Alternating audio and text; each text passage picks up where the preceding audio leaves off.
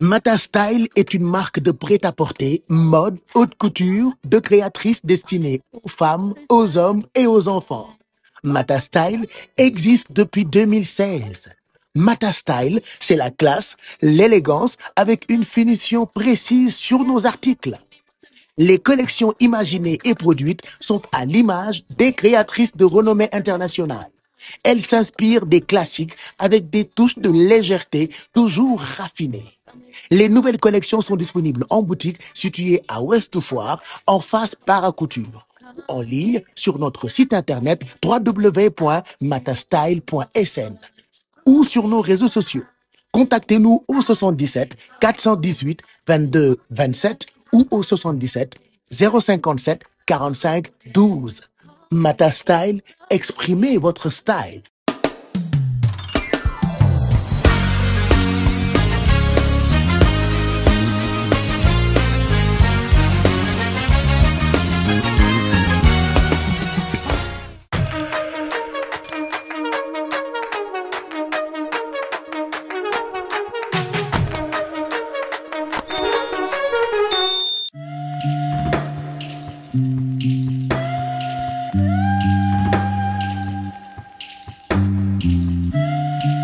maa ngi leen di nuyu kontaan naa ci ànd ak yéen comme ni ma koy defee depuis un bon bout de temps ci sama chaîne YouTube muy Pape Cheikh d'abord dama leen di gërëm ci nii ngeen di nekkee ay abonnés di bës cloche bi di jot notification yi donc je suis très content et très fier de savoir que yéen itam bokk ngeen ak man projet bi nga xamante ni tàmbali naa ko depuis un très bon bout de temps donc continuez de vous abonner sur ma chaîne YouTube vous aurez des exclusivités mais en même temps des histoires racontées par des personnes yoo xamante ni fii ci dëkk bi la ñu dëkk.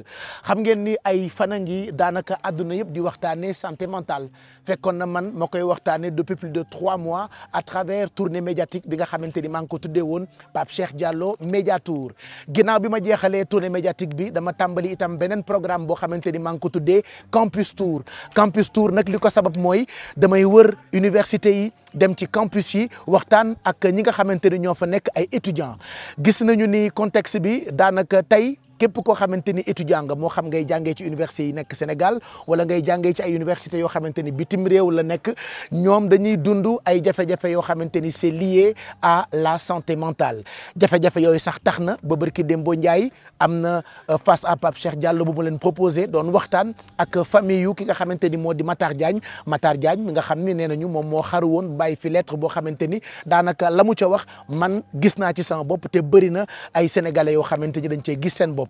pour premier rendez-vous bi may amal ci université yi tey dama ñëw fi nga xamante ni moo di université Gaston Berger nag foofu laa tàmbalee li nga xamante ni mooy sama campus tour j'irai à la rencontre des étudiants waaye dinaa dem ci néeg bi nga xamante ni foofu la Matar Diagne nekkoon ak ay camarades am ak ay moroomu étudiant wam naka la fa nekkee woon naka la ko dundee jafe-jafe yi nga xamante ni très souvent ay étudiants ñu ngi koy wax di ko jàmbat jafe-jafe yi nga xamante ni moom dund na ko bind ko ci lettre am ba finalement mu xaru loolu yëpp dinañ ko jéem a découvrir au fur et à mesure may def tour ci université Gaston Berger bu Saint-Louis donc campus tour bu Pape Cheikh Diallo def nañu tey université Gaston Berger on ira voir d'autres étudiants dans d'autres universités ànd ak ay spécialistes yoo xamante ni kenn ku ci nekk sa xam-xam ak sa expérience mën na permettre d'autres étudiants ñu mën a génn ci yenn situation yi nga xamante ni très souvent dañu koy dund li ma bëgg rek mooy message bu leer bi mooy bëgg a wax vous n'êtes pas seul désormais vous avez votre grand frère vous avez votre oncle vous avez votre ami moi-même Pape Cheikh Diallo animateur mais fondateur de la marque Nomade Blue je vous accompagnerai li ma ciy gën a préciser nag mooy du ma expert mais témoin la moo tax université bu ma dem désormais dinaa fa dem en tant que témoin pour raconter expérience yi nga xamante ni dund naa ko par rapport ak jafe-jafe yi nit mën a am ci wàllu santé mentale ki may njëkk a fekki mooy madame Sène nag mooy chef des services administratifs bu CROUS est-ce que xam ngeen ni bëri na ay services yoo xamante ni mettre nañ ko en place ci université yi pour accompagner étudiants yi pour ñu mën a am un bien-être mental loolu moo tax balaa may tase ak yenn ci ay étudiants yoo xamante ne ñu ngi fii ci université Gaston Berger bu Saint-Louis balaa may waxtaan ak spécialistes yi nga xamante ne ànd naa ak ñoom parce que ci sama campus tour bi j'ai décidé de ànd ak ay spécialistes yoo xamante ni dinañu partager itam ñoom seen xam-xam ak yenn ci ay étudiants yu ñu taseel madame Sène maa ngi lay nuyu kontaan naa fekk la fii ci université Gaston Berger bu Saint-Louis wax naa ko léegi nii bi mooy nuyoo bëri na ay services yu ñu mettre en place et pourtant waxuma sax parents yi mais étudiants yi fii jàng xamuñu ko ñu ngi lay nuyu madame Sène. maa ngi lay fay Pape Cheikh. Vraiment di la dalal jàmm ci université Gaston Berger de Saint-Louis. jërëjëf au nom de notre directeur docteur Babacar Diop Ampéché. kontaan si seen teewaay tey vraiment si université. mu ngoog fan yii yëpp àdduna yëpp ñooy waxtaanee Matar Diagne. xale bi nga xamante ni moo xaru. bàyyi lettre am ci kanam dinaa dem ci néegam fekk fa ay camarades étudiants am yu mu fi daan nekkal waaye ay Matar Diagne dafa bëri ci université yi moo xam yu nekk Sénégal moo xam université yu nekk bitim réew parce que boo demee bitim réew itam bëri na ay étudiants sénégalais yu fa nekk di dund stress di dund ay jafe-jafe yoo xamante ni très souvent dina dem ba pousser leen ci ay mbir yoo xamante ni maara day taali bu ñu ko nettalee mu naqari askan bi ma fi ñëwee ci sama campus tour bi je me suis rendu compte que bëri na ay services yu ñu mettre en place pour accompagner étudiants yi ci seen wàllu bien-être mental ndax mën nga ñu présenter services yooyu madame Sène. waaw Pape Cheikh en tant que chef des services administratifs du CROUS. Centre régional des œuvres universitaires de Saint-Louis. Je pense qu'actuellement santé mentale. préoccupation la pour université Gaston Berger. et comme ni nga ko waxee. avec cas bi ñu am le cas de Matar Diagne. vraiment moo tax ñu ni daal. jóg jot na. mais comme ni nga ko waxee. CROUS dafa am mission régalienne. mooy d'abord accueil ak hébergement étudiants yi. CROUS moom mooy restaurer les étudiants. mais CROUS également am na service médico-social des étudiants. boo xam ne ñaari médecin chef mu ngi fi ak équipe médicale boo xam ne moom moo fi nekk pour saytu santé étudiants yi. mais également un assistant social. boo xam ne ëmmaam du dara lu dul. étudiant bu jaaxle. wala gisuloo loo xam nga dem si. am na déjà assistant social bu fi nekk pour étudiants yi assistant social bu fi nekk. service la bu nekk au niveau du service médical des étudiants. boo xam ne moom rôle am mooy mu déglu étudiants yi. mu taxawu leen mu jàppale leen. ba nga xam ne même sur le plan financier bi ñuy wax. ñun dañuy def ay subvention di ko jox étudiants yi. dañuy def ay dons de ticket di leen ko jox. mais également dañ leen di accompagner ak lu mënti xew. donc soo jógee ci loolu. UGB depuis 2023. conscient na ci santé mentale. des étudiants. surtout loolu mooy question bi gën a important. voilà mu créer un comité. chargé de gérer la santé mentale des étudiants. kon am na comité boo xamante ni mooy boo xam ne léegi yaa gis docteur Fatoumata Ba. psychiatre. des sociologues des psychologues. et des médecins. mais des personnes ressources yoo xam ne ils sont là pour accompagner les étudiants. mais même également le personnel. aussi bien le père que le pâtissier. donc en dehors de cette structure. il y a la commission genre de l'UGB. Commission genre, c'est composé du CROUS, du rectorat, mais également des étudiants. donc moom tamit loolu rek mooy mission. déglu étudiants yi déglu personnel bi. jàppale leen vraiment accompagner leen. ci seen santé mentale. ci wàllu santé mentale. Voilà. est-ce que étudiants yi nekk ci université Gaston Berger bu Saint-Louis xam nañu ni am na comité boo xamante ni mettre nañ ko en place pour dimbali leen ci wàllu santé mentale. mën na am ñu ko xam. mais comme mën na am ñu ko xamul. parce que étudiant bi aussi. su ñëwee ñun suñu rôle mooy mu ñu accompagner ko. expliquer ko yàlla guide de l'étudiant. boo xam ne moom moo lay wax. mission yi CROUS di defal étudiant bi. mais également dimbale étudiant pour mu xam tam structure yi nga xam ne. am nañ au niveau de l'université. pour mu mën di dem vers ñoom. donc comme ni ñu la ko waxee. y a des associations d'étudiants. ethniques religieuses en fonction des pays d'origine. pas mal d'associations. ñu ngi fi yoo xam ne. normalement ñoom dañ lay wax ay journée d'intégration. xam ne le nouveau bachelier bu ñëwee. ñoom bu ñu defee seen journée d'intégration. wala ñun souvent dañuy def rentrée sociale. nga xam ne étudiant bi day xam ne lii moo xew ci campus bi. lii la fi fekk mu mun si adapté. yéen en tant que kilifa yu université Gaston Berger bu Saint-Louis saa yu ngeen déggee ay jafe-jafe lu ci mel ni kaaw Matar Diagne ak yenn ci paraît-il yu ñuy dégg ci ay kaaw suicide lan mooy faral di nekk seen taxawaay mbetteel ngeen ciy am wala njàqare. dañ ciy am mbetteel dañ ciy am njàqare. parce que suñu ay njaboot lañu. ñun ñooy seen papa fii. ñun ñooy seen yaay fii. kon suñu déggee lu mel noonu si ñoom. mais daf ñuy dis keroog soo ñëwoon biir université. da ngay xam ni comme lii soo gisee ñu def ko. c'est pour ramener xale yi seen ñu dellu si waat. parce que dafa nekkoon loo xam dafa peser. loo xam mënuñu ko woon imaginer. C'était imaginable. Tout le monde était là. Du recteur jusqu'au plus petit agent, les étudiants. Mais également l'administration, la gendarmerie, le procureur même, il était là. Tout le monde était inquiet. Tout le monde était inquiet. Jusqu'à 1h du matin, on était là. C'est nous qui avons informé les parents. Papa me l'a jot. Donc suñu sañoon dañuy réussir waaw du demee noonu parce que comme ni ñu ko waxee léegi boo demee actuellement sur le plus haut sphère de l'État ay alumni UGB nga fay fekk comme suñu sañoon ñoom jàmm rek la ñuy am mais dafa nekk loo xam ne en dehors même de la lettre rien que l'acte daf ñu permettre ñun tamit ñun ñëpp ñu soññuwaat. est-ce que ci li ngeen xam en tant que ay kilifa kaawu Matar Diagne boobu rek moo leen jaaxal est-ce que am na yeneen i étudiants wala yu fi mës a am yu similaire. Bon le cas de Matar Diagne moom dafa nekk cas boo xam ne moo flagrant. mais xam nañ ne l'université c'est la société en miniature. lépp luy xew ci biti. dafay xew ci université. donc ñun toujours on est en alerte. c'est pourquoi comme ni ñu wax ni. ñu en parfaite collaboration avec la commission sociale. ñuy organiser comme ces genres d'activités. La semaine de l'étudiant. ce n'est rien d'autre qu'une semaine boo xam ne. on va faire des activités scientifiques. mais également des activités lucratives. comme ay concerts. Actuellement, on attend Sidi Diop. Je peux faire la publicité. Il n'y a pas de souci, il n'y a pas de souci. Voilà. Il y a des rappeurs également qui seront là.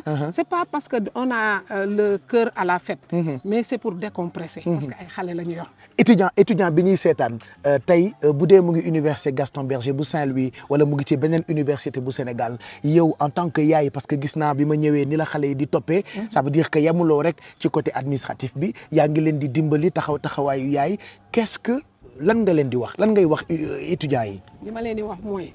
comme muy personnel pair bi. c'est-à-dire les professeurs. comme muy personnel PATS bi. personnel administratif technique et de service. nous sommes là pour les étudiants. à chaque fois dañ koy wax.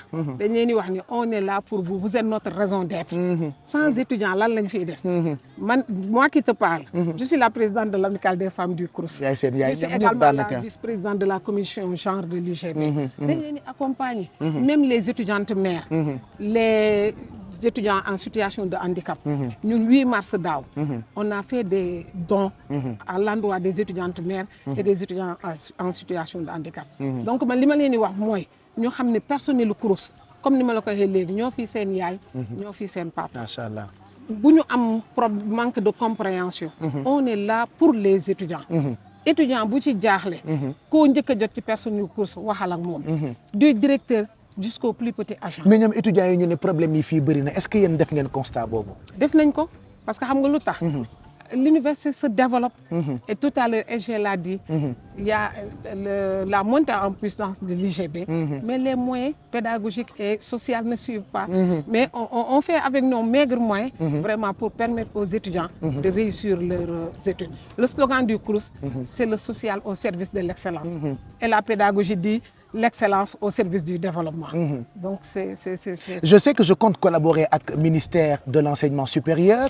Lan nga leen di sas pour ñu gën a mën a dimbali étudiants yi surtout ci seen protection wu santé mentale madame Sène. bon li may njëkk a wax mooy. ñun actuellement suñu plateau médical. vraiment adapté wul ak population bi. il faut que ñu gën ko defaraat. donc il faut qu'on renforce le plateau médical. mais également yokkal ñu suñu service médico-social des étudiants. En quoi faisant par exemple? En construisant. Extension service médical. Mais relèvement du plateau. Par exemple, on a des jeunes. Actuellement, nous avons le problème le plus sérieux, c'est l'ophtalmologie. Ophtalmologie. Voilà. Wow. Les étudiants, ils ont leurs machines, ils ont les ordinateurs portables. Donc, vous voyez, des intellectuels, donc, si nous disposons d'ophtalmologue et de plateau pour l'ophtalmologie. Donc, aussi, day nek yokuté ci ñun bo xamné dina neex xalé. Mu ngok. En tout cas, message bi am solo. Ñu ngi lay gërëm et on espère que li fi am barki demb ak kaw Matar Diagne bi dootul amati fii ci université Gaston Berger bu Saint-Louis. En tout cas, on le souhaite. Merci. Yàlla waxuma la sa université Gaston Berger. Mais yàlla bu mu amati ci benn université. macha allah waaw vraiment. merci beaucoup madame Merci, Sène Pape Cheikh. kontaan nañu. ñu ngi gërëm bu baax madame Sène moom nag mooy chef des services administratifs bu CROUS wax na ci service yu bëri yoo xamante ni mettre nañ ko en place ci université bi université Gaston Berger pour permettre étudiants yi par exemple bu ñu amee ay problèmes très souvent liés à la santé de façon générale mais surtout des problèmes liés à la santé mentale ñu dem gisi ay spécialistes il paraît que am nañu ay assistants social am na ku fi nekk koo xamante ni mën na recevoir étudiants yi donc su fekkee yéen a ngi ci université bi nekk fii étudiant et que malheureusement yógu leen information yu ni mel je pense que lii madame Sène énuméré léegi nii baax na te daf leen di jëriñ yéen ñi nga xamante ni yéen a fiy jàng sànq maa ngi wax ci panel bi ak campus tour bi nga xamante ni tàmbali naa ko tey fii ci université Gaston Berger bu Saint-Louis que avenir u réew mu ngi nekk ci loxo ndaw yi waaye avenir u réew mi mu ngi tegu ci loxo étudiants yi nag de façon générale ay Matar Diagne defe naa bëri na moo tax defe naa jot na ñu créer ay waxtaan yoo xamante ni dina mën a permettre ñu bëri ñu exprimer wu sans pour autant ñu juger leen par exemple am na benn canal bu ñu tuddee TikTok alors TikTok nag bëri na ay nit yoo xamante ni dañu fay def ay rencontres dañu fay def ay live dañu fay def ay programme ak ay panel yu exceptionnels yoo xamante ni quand même mu ngi permettre ay ndaw ñu mën di ci jëriñu bi nga xamante ni maa ngi ñëw fii ci Saint-Louis université Gaston Berger bu Ndar dama fi tase ak koo xamante ni sama rakk la sama jigéen la waaye ma sopp ko sax bien avant ma koy xam mu yoo turu Nafi Guèye peut-être tur bi dina leen xaw a réer waaye xam naa ni xam ngeen compte bii di Authentic Voice elle donne des conseils surtout ci wàllu entrepreneuriat et sax lu jiitu ñuy dund kaawu Matar Diagne bokkoon na comme man ci ay nit yoo xamante ni yàgg nañu alerter ci réseaux sociaux yi comme quoi yenn saa yi nga dégg ñu ne la Sénégal léegi dañuy caaxaan léegi dañuy fecc léegi xamatuñu lu baax et pourtant noonu la bëree ay ndaw yoo xamante ni dañoo jóg seen mission mooy di alerter di sensibiliser te Nafi daf cee bokk je la retrouve tout de suite pour qu'on parle toujours de ci lii ma nekk sensibiliser ci lépp loo xamante ni jëm na ci wàllu santé mentale bonjour ma puce. Bonjour. Je suis très content de te retrouver fii ci université Gaston Berger bu Saint-Louis j'ose espérer que ñëw bii nga fi ñëw bu doon sa sago neneen ngay ñëwee mais ñëw nga ci contexte boo xamante ni actuellement Sénégal yëpp ñoo am naqar surtout par rapport ak étudiant bi fi xaru mais il paraît que des Matar Diagne y en a partout parce que lu jiitu cas bii di am bokk nga ci porteur de voix yi nga xamante ni ñu ngi doon sensibiliser par rapport ak tous ces problèmes liés à la santé mentale ñu koy gis ci TikTok di ko gis ci réseau yi na fi. waaw Pape Cheikh maa ngi leen nuyu du nuyu ñëpp ñu ñuy seetaan di am mbégte torop di la gis aussi di la fi fekk parce que ku la sopp laa tamit c'est réciproque parce que bienveillance bi ngay dégager je pense que rare na ñu la bëggul et ñu lay wax vraiment bul bàyyi parce que ce genre gi am ñoo xam yow yaa leen di jox sourire et que loolu rek bul ko xeeb parce que mi ngi faj ay nit parce que saa neex waxoon na mu ne nit dina feebar nekk hôpital nga reetaan loo ko mu jug donc yow yaa ngi participer si loolu et tey ñi ngi waxtaanee loo xam ne lu metti la parce que Matar Diagne mën na nekk suñu rak mën na nekk suñu mag mën na nekk suñu doom suñu jarbaat wala mu bokk juste suñu kër wala bokk rek mu nekk suñu voisin mais nit la bu dem tey gis naa ñu bëri di ci wax ku nekk am nga avis parce que boo ko xoolee ci côté jullit kenn du défendre li mu def parce que ñun suñu religion da koy bañ religion chrétienne da koy bañ mais nit fu muy toll ba def yenn yi wax nga ko sànq nit mën na ko bañ a xam et que tey bu ñu amoon tuuti bienveillance di poser wu la question du pourquoi ak tamit di prévenir yenn affaires yi gën a am sensibilité ak empathie je pense que yenn yi duñ ci yegg man dama xaw a tiit tuuti ci Sénégal parce que ça fait ay 2 ans 3 4 ans yooyu maa ngi wax nañ def benn étude psychologique sociologique pour permettre de savoir quelle est l'évolution de la mentalité sénégalaise parce que bu njëkk amuñu woon yi problème maintenant c'est dû à quoi est-ce que c'est parce que nit ñi léegi dañu nekk ñoom kese est-ce que c'est parce que on est plus à la recherche de succès ba keneen ki buñ koy dëgg suñu yoon nekk si wala est-ce que c'est parce que suñu foi aussi dafa wàññeeku ça fait beaucoup de choses à demander beaucoup de questions qu'on se pose et ku nekk si ñun sa rôle la nga def ci dara et que tey ñun peut-être suñu image la ñu am yow yaa ko wax ak suñu tur loolu lañ nekk di utiliser pour sensibiliser ñëwoon fi fekk fi étudiants yi ñu ubbeeku du ñëpp ñoo ubbeeku nag mais am na ñu ci ubbeeku mu nekk une première phase en espérant que ni dina am yeneen occasion yoo xam nit ñi dinañ gën a ubbeeku def nga daanaka plaidoyer boo xamante ni étudiants yi bi nga pare dañ la doon tàccu est-ce que mën nga ci revenir pour ñu gën koo yaatal par rapport ak étudiants yi nga xamante ne ñoo ñuy seetaan fii ci Sénégal étudiants yi nga xamante ne ñoo ñuy seetaan bitim réew parce que man quand j'intervenais j'ai dit il y a pas que les étudiants yi nekk fii ci université yi nekk Sénégal dem naa Canada gis naa fa ay étudiants yoo xamante ni hiver kese dafay yàq seen bopp c'est des gens yoo xamante ni actuellement stress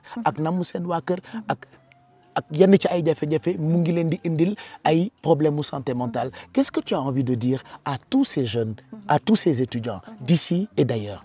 D'abord ñu xam ne étudiants yi kese ñooy dund loolu mais ñoom sonn nañ man maa ngi jógee France yàggul en décembre et ñi ma dëkkaloon xam nañu ko et que am na sax ñoo xam ne man maa leen jëloon di leen sensibiliser mais malheureusement ils l'ont pas bien vu parce que dañoo jàppoon que ni li nga bëgg mooy dugg ci seen vie xamal leen dem di ko wax wala dara or du loolu da nga leen doon sensibiliser parce que dañuy réer yaa ngi koy wax solitude boobu noonu ñi nekk France est-ce que gënuñu ko di sentir en fait je veux dire fépp la Maroc ñi fa nekk buñ la waxee lu ñuy dund nga ne déedéet bu Maroc moom c'est la cata te pourtant personne n'en parle et pourtant c'est à côté lu tax les parents bu ñu yóbboo seen doom yi ñu jàngi du ñu jël la peine jël seen oto def ci carburant dem seeti leen seen université yi bett leen. maanaam dafa war a am suivi.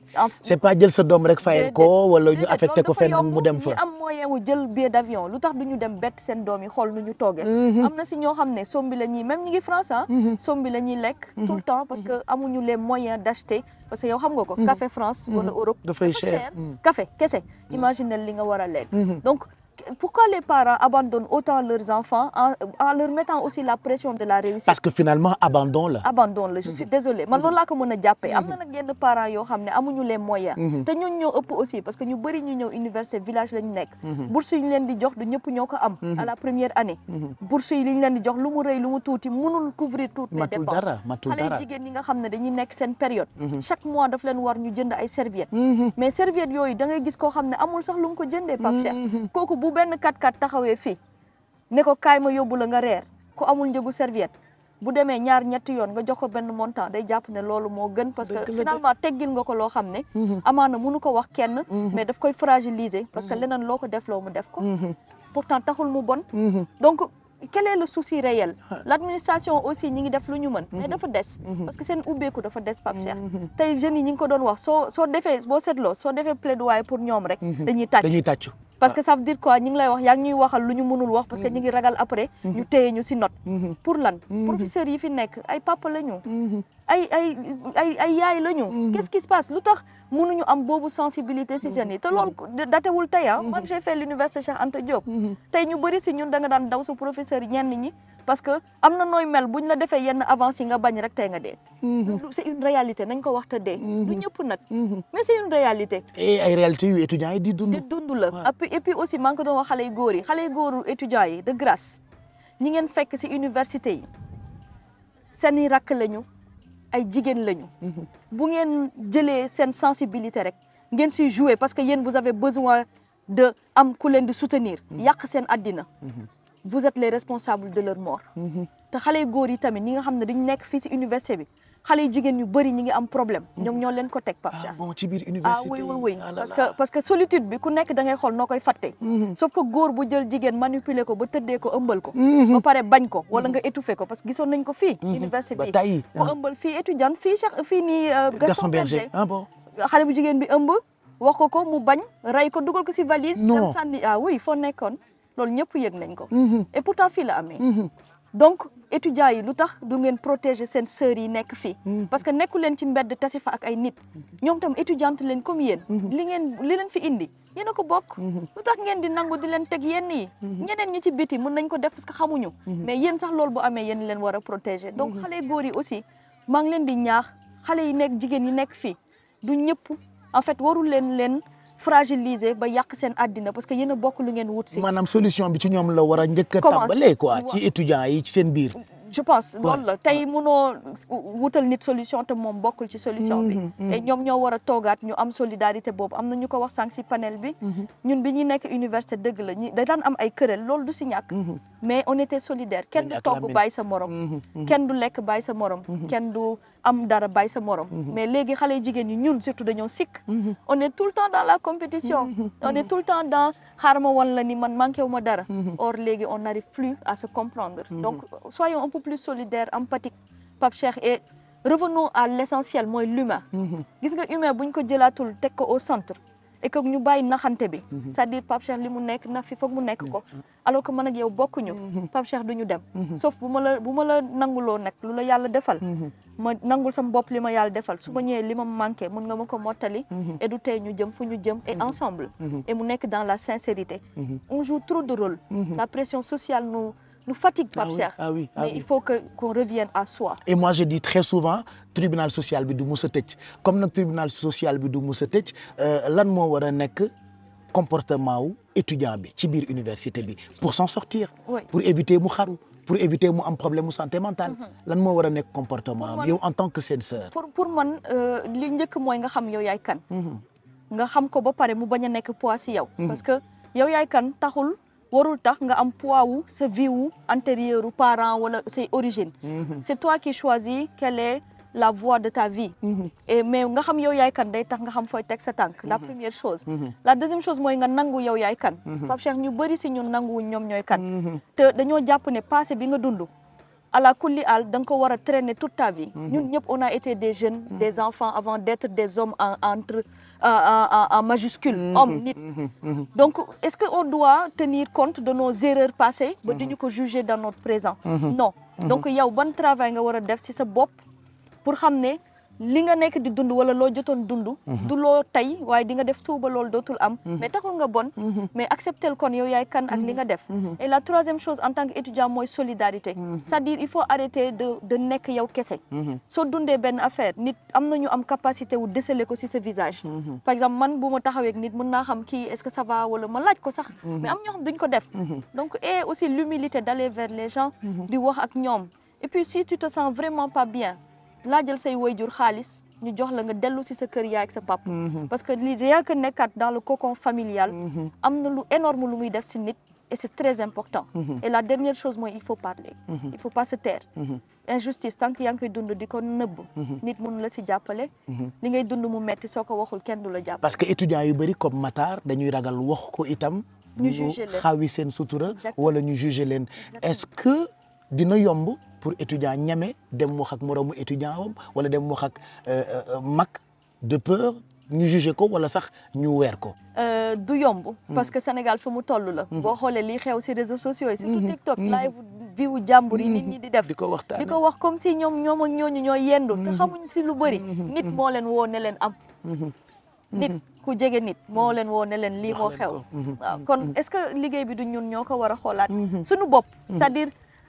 créons le cadre mooy nañu bu ñu ko ragal c'est-à-dire ça passe ou ça casse paccax la rek wala keng dëgg la de paccax wala keng tant que demoo ci biir doo xam ban la si c'est vrai te il faut y aller c'est-à-dire que pour man na la ñëpp xamal nga nekk ci dëgg te nga xam ko ak sa bopp moo tax le travail autant pour moi sur la conscience elle est très importante est-ce que moi je suis tranquille avec ma conscience donc le travail le mot revient sur nous le soi estime de soi connaissance de soi confiance en soi et travail sur soi c'est très important donc na nit ñi liggéeyaat seen bopp et que lu ñuy bañ nit ñi di leen ko def buñ ko def nit ñi et que yàlla moo ëpp sutura doomu aadama te mi borom bët bu rëy bi lépp la xam lépp la dégg lépp la kii ku mu xaawi woon sa sutura kenn du xaj fenn te pourtant mi ngi ne tekk lu tax ñun doomu aadama yi ñu war ko def te pourtant moom defu ko te ñun ñëpp moom moo ñu fi indi donc looy bañ ñu def la ko rek bu ko def doomu aadama merci Nafi de rien je suis très content merci à et toi. beaucoup de projets yoo mettre en place oui. par rapport ak protection ndaw ñi jëm ci wàllu santé mentale on en parlera mais tey ce serait bien quand même que tu donnes ce message là tout ce que tu as prévu quand même pour accompagner ces jeunes tes frères tes sœurs et li ma ci gën a neex sans rien attendre en retour xam nga lu may programmer lu may def la ba pare nit ñi ñoo ko xamul parce que du lépp lay partager sur les réseaux parce que c'est des sujets qui sont sensibles récemment bi affaire bi amee j'avais dit que chaque mois wala chaque 2 mois comme que du may toog lu bëri dinaa organiser benn rencontre boo xam ne dama koy wax rek ku bëgg ñëw mu ñëw du ñu filmer du ñu def dara que les gens juste passer benn moment boo xam ne ils vont se sentir pas seuls et loolu defuma ko pour dara je le fais juste parce que am na fu ma tolloon sama àdduna peut-être benn moment j'aurais aimé que ça arrive et que gisuma ko woon tey su fekkee man am naa boobu possibilité à travers mon nom et mes réseaux dama koy def et que tey pour man la question que je traite mooy la question d'identité parce que avec mon association qui s'appelle J'existe on aide les gens qui ont des problèmes d'acte d'état civil d'identité mais Pape Cheikh mënoo wax identité identité lu mu ëmb dafa bëri. C'est la santé mentale. Surtout. C'est l'identité que tu peux prouver. Surtout. C'est ta personnalité. C'est tout un ensemble. Donc ça rejoint ce que je suis en train de faire depuis longtemps. Sauf que tey dama décider rek ubbi ko pour ñëpp. pour mu gën a et que yaatu ñu jéem a xool ak yow. parce que bëgguma li ma doon wax Fatou la. wéeruwaay. am na parle avec moi. c'est-à-dire waxal ak man. am na yeneen initiative wéetoo. ce sont des initiatives qui existent. mais qu'est-ce qu'on fait ensemble. pour les autres. est-ce que Pape Cheikh doit aller de son côté. Nafi de son côté Fatou de non. si on le fait ensemble et qu'on fasse des tournées. au niveau des régions. ne serait-ce que pour donner le temps aux gens de nous parler gis nga ni ñu la gisee ni ñu kontaanee. am na ñu bëri ñu jëlaat énergie mais duñ la ko wax. moo tax je vais plus arrêter. Il faut plus parce que arrêter. mon campus tour là. après UGB dinaa ànd ak Machallah. yow ànd ak ñeneen. dans d'autres universités. Avec plaisir. merci beaucoup Ce sera un plaisir. je suis très content Nafi. Merci à toi. Elle parlait tout de suite de wéeruwaay quand on parle de wéeruwaay da ngay xam ni baatu wolof la boo xamante ni daanaka yàgg nañu ko dégg waaye wéeruwaay boo ko déggee sa xel mën na dem itam ci benn plateforme boo xamante ni mettre nañ ko en place depuis déjà quelques mois ki ko initié lay waaj a taseel mais d'abord elle a initié aussi parallèlement depuis quelque temps ay podcasts yoo xamante ni daf ci sensibiliser sénégalais yi ci lépp loo xamante ni jëm na ci wàllu santé mentale nag ñu bëri dañu koy jaawale ngeen baal ma ci kàddu yi ak baatu dof yenn saa yi nga dem ci dëkk ñu ne la santé mentale problématique bi daanaka c'est lié à la folie alors que ce n'est pas du tout lié à la folie est-ce que xam ngeen ni bu dee da ngay souffrir en silence mën nga ci dem ba indi ay gàllankoor yoo xamante ni da nga yàq sa askan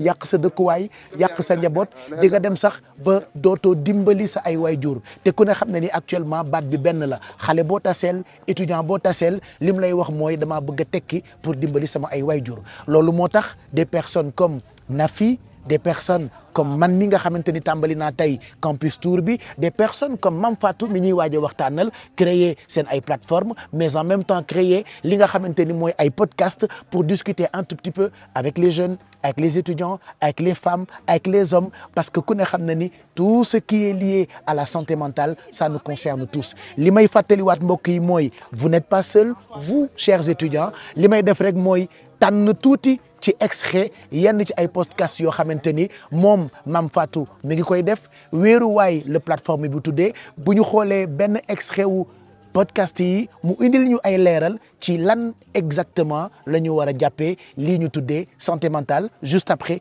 on va discuter parce que bi may ñëw fii ci université Gaston Berger bu Saint-Louis pour tàmbali li nga xamante ni mooy sama ay campus tour elle fait partie des personnes qui m'accompagnent tey fii ci Ndar regardez. C'est une maladie de riche. moo feebaru tubaab la. déedéet feebaru réewande la. waaye xam nga ni que góor du faible. La santé mentale, vous savez, c'est un sujet qu'on met souvent sous le tapis. Comme « t'inquiète, ça ira ». Mais imagine si on traitait notre esprit comme on traite notre corps. On irait voir un docteur dès qu'on a mal à la tête, non? Eh bien, pourquoi ne pas faire pareil quand on se sent stressé, fatigué ou même perdu dans nos pensées? Bonjour et bienvenue dans ce nouvel épisode de notre podcast. Aujourd'hui, on va parler d'un sujet essentiel, mais souvent négligé, la santé mentale dans la société sénégalaise. C'est vrai que waxtaanee santé mentale très souvent dafay tabou ci dëkk yu bëri moo tax tey exceptionnellement j'ai en face de moi les étudiants et quelques spécialistes ak collaborateurs yoo xamante ni depuis un moment dañu may accompagner ci combat bi nga xamante ni maa ngi koy mener par rapport ak li tubaab tuddee santé mentale. Par exemple lii ñu gis ni extrait wu podcast la yoo xamante ni ki koy réaliser Mame Fatou la tudd alors maa ngi wax sànq. wéeruwaay baat boobu wax naa ni dégg ngeen ko ba tey donc Mame Fatou ci boppam lay fekk si pour ñu waxtaan ci plateforme bi nga xamante ni moom la mettre en place pour sensibiliser alerter waxtaan ak sénégalais yi ci lépp loo xamante ni jëm na ci wàllu santé mentale maa ngi lay nuyu je suis très content ci ànd bi nga ànd ak man fii ci université Gaston Berger bu Saint-Louis après sama tournée médiatique bi je fais un campus tour pour aller à la rencontre de ces étudiants ni ma doon sensibiliser di alerter depuis un bon bout de temps yaa ngi alerter par rapport ak plateforme bi di wéeruwaay avant ñu ciy waxtaan ma bàyyi la nga nuyoog suñu xarit yi Mame Fatou. maa ngi lay fay Pape Cheikh di kontaan bu baax nekk fii tey à l'UGB de Saint-Louis fii ci xew-xew bu fi amoon muy panel bi ñu amoon sànq. doon wax ci mbirum santé mentale nekk sujet d'actualité. Vraiment ñu bëggoon ko fësal bu baax à travers initiative bi ñu créé muy Wéeruwaay. donc Wéeruwaay nekk initiative boo xamante ne dafay def promotion wu santé mentale bien-être psychologique et moral dans la société sénégalaise. di xamal sénégalais lan mooy santé mentale ak importance bu santé mentale am ci suñuy vie parce que dañu seetlu ni que c'est pas une question qui est assez prise en compte par les Sénégalais, ce qui est d'ailleurs... Parce que dafa tabou en fait. Ah oui, très tabou. Parce que Pape Cheikh, figure-toi que soo waxee waxu mental rek xel yëpp a ngi jëm ci ku tàggoog sagom waaw ku tàgg dof ku tàggoog sagom ba nit ñi sax duñ si ñemee waxatuma la nag naa dañuy dem consulter ji donc loolu moo taxoon Wéeruwaay ñu sos ko pour vraiment génne stigmatisation boobu yëpp bu nekk autour de la santé mentale jox la bonne information aux Sénégalais gunge leen parce que Sénégalais dañu soxla ku leen gunge parce que ñu ngi dund ay jafe-jafe yu bëri ñun ñëpp sax d'ailleurs parce que la santé mentale c'est pas une question li ma tàmm di wax c'est pas une question de quelques-uns mais de tout un chacun. C'est une affaire de tous. ñun ñëpp a koy dund ku ci nekk à ta manière donc dafa war mu am ay structures yu mel ni Wéeruwaay wala yeneen comme Talk to Me Weto vraiment parce que jeunes yi léegi ils sont très à l'affût vraiment taxaw thème vraiment pour taxawu leurs compatriotes sénégalais. Toujours damay dégg ci Wéeruwaay ngeen di wax ni ne souffrez pas en silence dem leen ngeen wax seen soxla. Effectivement loolu lan nga ciy wax sénégalais yi. Wéeruwaay moom boo ko déggee Pape Cheikh. foog naa ni ku nekk xam na lan mooy Wéeruwaay. ndax Olof Ndiaye daf naan ku amul Wéeruwaay dafay neex a bëma. du dëgg donc Wéeruwaay ça vient interpeller. ce sentiment de sécurité. ce sentiment d'appartenance. pour nga xam ne man mii de su ma sonnee. am naa fu ma dem waxi ji. ndax c'est pas pour rien que ma choisir sama slogan mu nekk parler c'est guérir. parce que en parlant booy wax li la métti.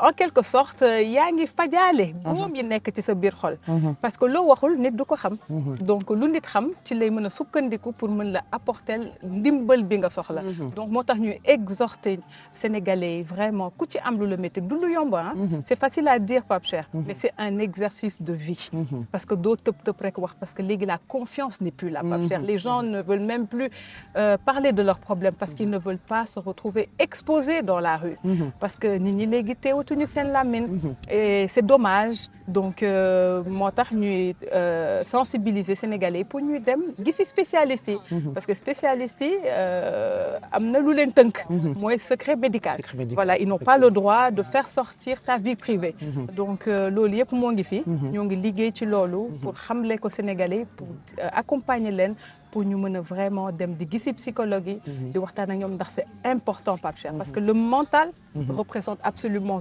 tout dans la vie d'un être humain. yan matuwaay ngeen teg au niveau de Wéeruwaay pour accompagner peut-être yenn ci ay sénégalais yoo xamante ni ñu ngi dund problème santé mentale. Voilà. Dans un premier temps, c'est sensibiliser Pape Cheikh. Parce qu'il faut d'abord sensibiliser, comme je l'ai dit. À travers la sensibilisation, là, il y a le partage d'informations. Donc, on descend sur le terrain, Pape Cheikh. Parce que quand on parle des Sénégalais, c'est pas seulement une classe sociale restreinte. Non. Vraiment, c'est pour toucher toute la population sénégalaise. Même ñi nekk ci village yi, parce que ñoom tamit dañ koy dund. Pape Cheikh, bu ñu jógee ci sensibilisation boobu, c'est créer des programmes et des activités yoo xamante ne nit yi dañ ciy mën a bénéficier wu pour mën ci gis seen bopp pour mën a am un certain équilibre donc à travers ces programmes maa ngi bëgg a wax les programmes offerts aux entreprises par exemple parce que santé mentale ñoo ngi koy fekk ci bërëbu liggéeykaay yi les programmes qui sont créés pour le milieu scolaire et universitaire pour que les élèves et les universitaires mën ci bénéficier parce que ñoom tamit soxla nañ ko parce que ñëpp xam nañ pression bu nekk ci jàng ak pression bu nekk ci liggéey et puis il y a des activités, des ateliers qui sont dédiés au ménage. Donc quand on parle de ménage, c'est les familles, Pape Cheikh. C'est les familles et famille ku ko wax nag c'est assez large, Pape Cheikh. Donc vraiment Wéeruwaay loolu c'est à travers des ateliers, des activités et des programmes spécifiques pour accompagner les Sénégalais dans cette quête d'équilibre. Tey je suis venu voir les étudiants. Oui. ma tuddee ko Campus Tour. Oui. ñoom itam ñu ngi dund ay jafe-jafe par rapport ak santé mentale. Oui. mais du étudiants yi kese famille dañuy dund trop plein ci sëy yi jëkkër yi dañuy dund trop plein ci kër yi. doom yi dañuy dund trop plein ci kër yi. di ko dund ci koñ yi. di ko dund ci école yi. di ko dund ci réseau yi. am na phénomène bu ñu tuddee body shaming. mu ngi def ay ravages sur TikTok. Oui. sur les réseaux sociaux. Oui. parce que am na ay normes yoo xamante ni moom la ñu ne. mooy norme de beauté. mooy norme taar. xale bu ko ci amul ñu xas la. xale bu ko ci amul ñu saaga la. loolu bëri na ay ndaw yoo xamante ni ñoo ngi koy dund. Quel sera apportu plateforme bii di Wéeruwaay pour accompagner ces personnes de façon générale, Mame Fatou? Donc voilà, Wéeruwaay déjà travaille en collaboration avec d'autres associations. Par exemple, je tiens à citer Vixiu.com. Donc ñoom dañuy def campagne en ce moment avec Monsieur Bathily. Je maa ngi koy nuyu au passage. Il fait de l'excellent travail, Pape Cheikh, à travers une campagne qu'il a dédiée contre le body shaming. Donc ñu ngi ciy liggéey man ak moom parce que moom moo ngi sensibiliser moo ngi prévenir ba pare di xamle les effets néfastes bu body shaming am ci santé mentale u nit. Donc lu mat a bàyyi xel la Pape Cheikh. ndax juger nit ci apparence am foog naa ni vraiment du lu baax. Pape Cheikh parce que kenn sàkkul boppam. Voilà je pense que ku doon sàkk sa bopp nu la neex ngay mel. tu vois donc c'est des choses yoo xamante ne Wéeruwaay moo ngi siy liggéey. pareeguñu nag ñoo ngi siy liggéey ak association boobu ma lay wax. parce que moom ci loolu la dédié wu. pour ñu apporter des réponses. Sur ce sujet-là du body shaming. Voilà. Est-ce que yaakaar nga ni Sénégal pare nañu quand même pour créer ay espace yoo xamante ni nit ñi dinañu waxtaan librement. Oui. sans être jugé et être écouté aussi est-ce que pare nañu pour am genre espace yooyu. Oui déjà je tiens à préciser que Wéeruwaay Inch'Allah c'est un centre. Wéeruwaay c'est un espace. C'est le grand projet de Wéeruwaay. Oui, c'est le grand projet Pape Cheikh donc Inch'Allah Wéeruwaay ce sera un centre. Donc quand on parle de centre on parle bien évidemment d'espace où les gens pourront être reçus, accueillis, nu mu ko waree. Écouter et puis accompagner Pape Cheikh. Donc Wéeruwaay tàmbali na ba pare. Donc je pense que suñu demee ba tàmbali. foog naa ne am na ñeneen ñoo xamante ne tamit loolu moo ngi ci seen xel. parce que sénégalais yi soxla nañ ko. et ñoom tamit pare nañ pour def ko. En tout cas Wéeruwaay est là pour vraiment wane exemple bi wane ne que c'est possible. de faire les choses d'une manière adéquate en offrant cet espace de prise de parole. Pape Cheikh de partage d'expérience parce que c'est très important. Ici au Sénégal du yëfu tubaab. voilà c'est pas du yëfu tubaab kese parce que foog na Pape Cheikh ku ci am problème rek bëgg nga ku la déglu. te ku la déglu ba pare rek bëgg nga ku la indi solution du dëgg. donc oui je pense que les Sénégalais commencent à être prêts pour ça. Parce que la demande est là. Et on retrouve Wéeruwaay sur toutes les plateformes. Et oui, sur LinkedIn, sur Instagram, sur TikTok et Facebook, Pape Cheikh. Voilà. Oui. Merci Mame Fatou. Merci à toi. Je suis très content. Merci beaucoup. Désormais tu m'accompagnes dans mon Campus Tour. Oui. Et puis dafay ànd ak man ci campagne bi nga xamante ni maa ngi koy def jëm ci sensibiliser mais alerter surtout par rapport ak problème yi nga xamante ni dañu lié wu ci wàllu santé mentale. Dans quelques instants, je ferai le tour de l'université Gaston Berger bu Saint-Louis fa laa nekk nii j'ai en face de moi wax naa ko sànq tey ci face à Pape Cheikh Diallo des étudiants des spécialistes ñenn ci ay partenaires yoo xamante ni ñoo ngi may gunge ci combat bi nga xamante ni maa ngi koy mener depuis un bon bout de temps maa ngi wax sànq ni daanaka maa ngi leen di encourager pour ngeen wax mais entourez-vous de bonnes personnes dafa may nit yoo xamante ni peut-être duñu ay experts waaye yàlla baaxee na leen ay xel yu rafet ngeen war di mën a waxtaan ak ñoom la force nag c'est pas de souffrir en silence waaye am courage u demander de l'aide yenn saa yi nit dina bëgg laaj ndimbal mais du am courage u laaj ndimbal ayez le courage de demander de l'aide suivez-moi je vais faire le tour de l'université Gaston Berger bu Saint-Louis on ira dans quelques instants ci néeg bi nga xamante ni foofu la Matar Diagne logé woon moom ak ay camarades étudiants wam dinañu dem ci néeg bi nga xamante ni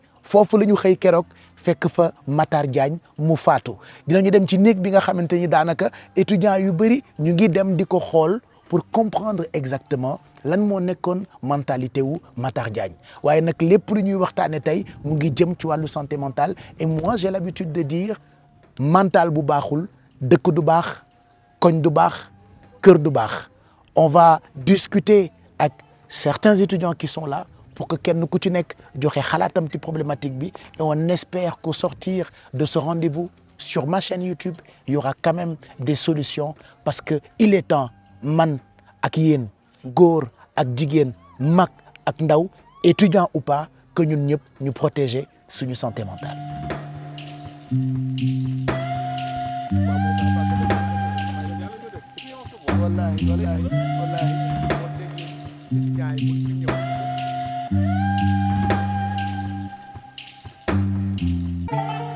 Si vous nous rejoignez tey ñu ngi leen di proposer face à Pape Cheikh Diallo bu spécial ñu koy amal fii ci université Gaston Berger bu Saint-Louis fii ñu yegg si nag moom la ñu tuddee village A.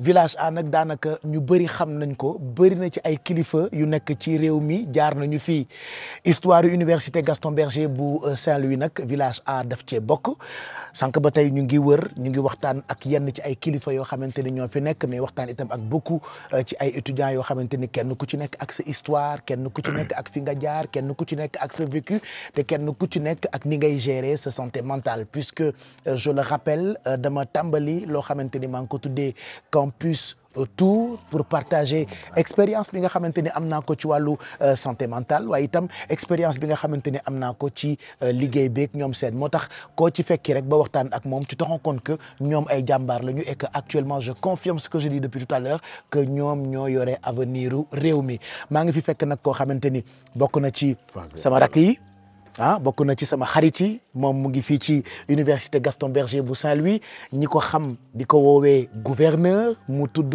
Djibi alors Djibi kontaan naa fekk la fii defe naa tey bu ñu la fi fekkee waxtaan ak yow war na parce que bi ñu yëgee nouvelle bi am ci Matar Diagne on nous a dit que yow yaay nit ki nga xamante ni moo ko gis biñ ko gisee yaa ko yeewi bi nga ko yeewee am na yu bëri yoo xamante ni peut-être am na ci tu fais partie des premières personnes yoo xamante ni ñoo ko gis tu nous raconteras ça dans quelques instants di nga ñu yóbbu itam ci bërëb bi nga xamante ni foofu la ñu wax ni foofu la xaro foofu nga ko fekkoon mais balaa ñu ñëw ci étape boobu est-ce que mën nga ñu wax tuuti ci ambiance bi nga xamante ni moo am fii ci village A bu UGB.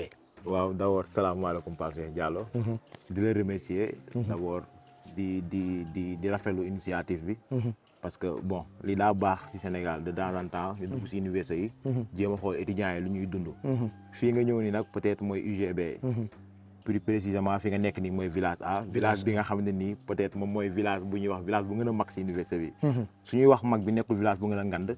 mais par nit ñi ñu fi nga xam ne ñoo fi mus a jaar personnalité yi nga xam ne ñoo fi mën a mus a génnee souvent dañuy jël exemple jël premier ministre Ousmane Sonko wala ñu jël.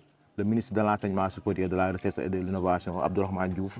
mu dëkkoon fii nii. Abdourahmane Diouf tamit jaar na fii. waaw fii la nekkoon sama la nekkoon. d'accord je comprends maintenant pourquoi mu sensible ci campus tour bi may def parce que jaar na village A. jaar na village A voilà. ak ñeneen ak ñeneen ñoo xam ne nii peut-être mënuñu leen lim.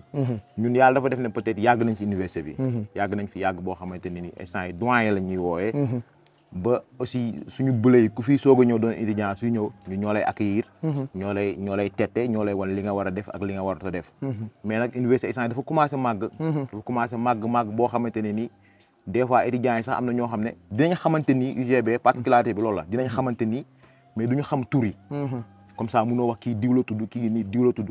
mais ñun peut-être yàlla daa def ni peut-être ñu siiw si université bi loolu yàlla moo koy def comme tey ni ngay gisee benn Pape Cheikh Diallo bëgg ko ñun tamit yàlla moo def loolu si ñun étudiants yi dañuy ñëw peut-être dañoo immature nag dañuy yor xaw a roy si yow dañoo immature non immaturité moo xew de telle sorte mën nga sérieux sax de temps en temps mais yenn saa yi xam nga immature comme ñëpp pour àndandoo ak ndaw ñi c'est important noonu la demee de telle sorte que étudiants yi suñu ñëwee pour ñu wax ak ñun day yomb moom moo wax lu mën a am fii tamit ñun la ñuy woo dafa am benn affaire boo xam ne dafay am fii UGB ñu benn rituel bu ñuy wax sang bëla ak bëleuse lii loolu maanaam booy suñuy soog a ñëw booy yu bees yi suñuy soog a ñëw dañ leen accueillir suñu leen accueillir dañuy jàpp benn jour boo xam ne dañ leen di boole ñoom ñëpp ñu leen di sang nan ngeen leen di sange dañuy jël ay ndox def ay bëla ay nen loolu boole leen di leen sang di leen ñuy fecc c'est bien ça loolu après day permettre ñun ñëpp ñu xamante particularité boobu moo am UGB mooy waral même suñu xamantewul sax si tur yi dañuy xàmmewante léegi comme ñun ay ancien la dañuy sangu ñu bëri du coup ñu bëri dañuy xam soo ñëwee naan kii mooma sangoon bu may soog a ñëw kii mooma sangoon bu may ñëw